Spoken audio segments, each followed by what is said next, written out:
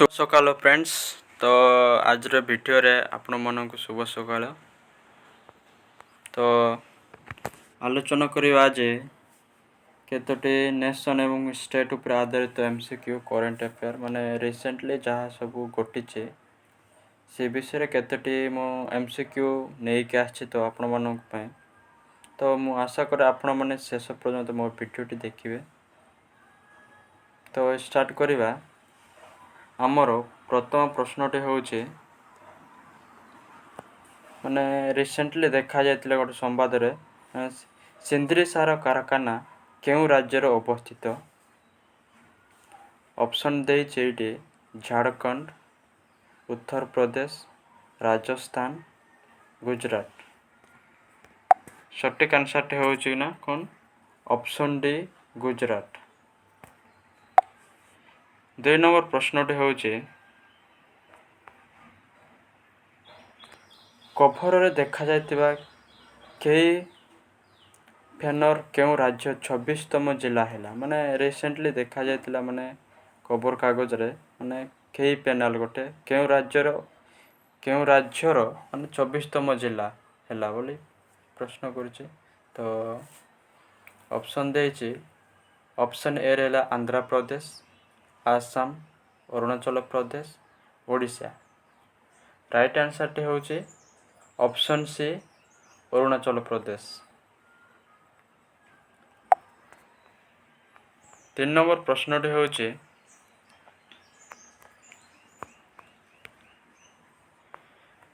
संप्रति केउ राज्य सरकार विश्व अर्थनैतिक फोरम सहित एआई केंद्र प्रतिष्ठा पय सहयोग करथिले। माने रिसेंटली एटा मध्ये बाहर थिला माने न्यूज रे जो रिसेंटली जा घटी से विषय आमे आलोचना करूचे। तो केउ राज्य सरकार विश्व अर्थनैतिक फोरम सहित माने एआई केंद्र प्रतिष्ठा पय कोन सहयोग करथिले। माने ऑप्शन देइछि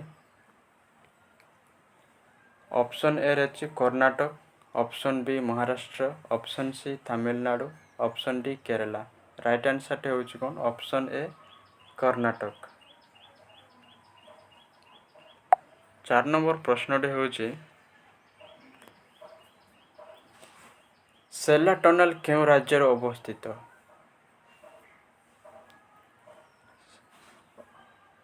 option A Assam, option B Arunachal Pradesh, option C Maharashtra, option D Gujarat.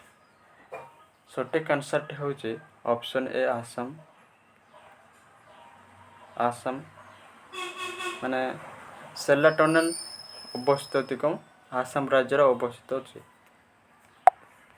5 number प्रश्नटी होउछि DAY बा डे NRLM अधीन रे अंतर्भुक्त विकासर कार्यकारिता पय वैषयिक सहायता जोगेबा पय केउ मंत्रणालय जेपाल दक्षिण एशिया सहित एक MOU स्वाक्षर कला। ऑप्शन ए होछि minister of agriculture, B minister of Jal Shakti, C minister of Panchayat Raj, D minister of rural development. सटीक आंसर होउछि option B minister of Jal Shakti. 6 number प्रश्नटी होउछि आदिवासी व्यापार मंत्रणालय केउ राज्य रे आदिवासी संस्कृति एवं ऐतिह्य संरक्षण एवं प्रोत्साहन केंद्रर मूलदा पकेला।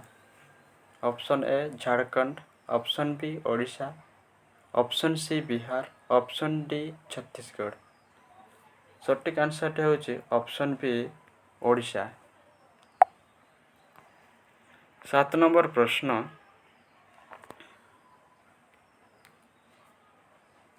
केउ अनुष्ठान नियंट नामक एक स्वदेशी वैद्युतिक बा इलेक्ट्रिकल स्टैंड चक चेयर विकसित करिछि।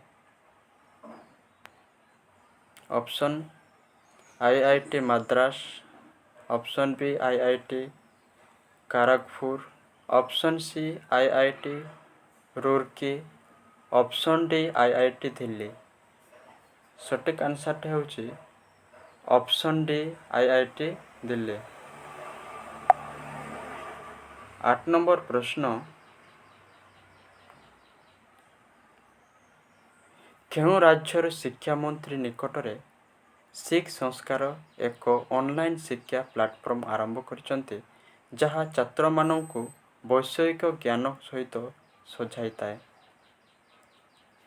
Option A Rajasthan, option B Uttar Pradesh, option C Gujarat, option D Punjab.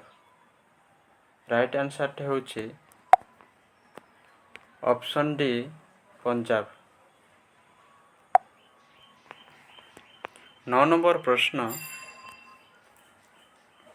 Recently 9 number ପ୍ରଶ୍ନଟି ମଧ୍ୟ ମାନେ ନ୍ୟୁଜ୍ରେ ଦେଖାଯାଇଥିଲା। ଯେଉଁ ବିଶ୍ୱର ପ୍ରଥମ ଓମ୍ ଆକୃତିର ମନ୍ଦିର କେଉଁଠାରେ ଉଦ୍ଘାଟିତ ହେଲା? ମାନେ ଯେଉଁ ଓମ୍ ଯେଉଁ ଲୋଗୋଟା ଅଛି ସେଇ ଓମ୍ ଆକୃତିର ମନ୍ଦିରଟା ମାନେ ରିସେଣ୍ଟଲି ମାନେ କେଉଁଠାରେ ଉଦ୍ଘାଟିତ ହୋଇଛି, ମାନେ କେଉଁ ଷ୍ଟେଟ୍ ଦେଖିବା?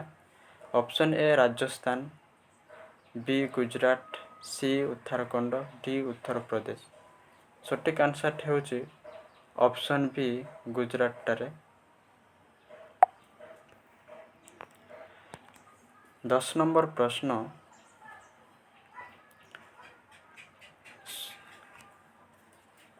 ଗଣ୍ଡା ରେଡ୍ଡି ଜନଜାତି ମୁଖ୍ୟତଃ ଭାରତର କେଉଁ ରାଜ୍ୟରେ ବାସ କରନ୍ତି? ମାନେ କେଉଁ ରାଜ୍ୟରେ ବାସ କରନ୍ତି?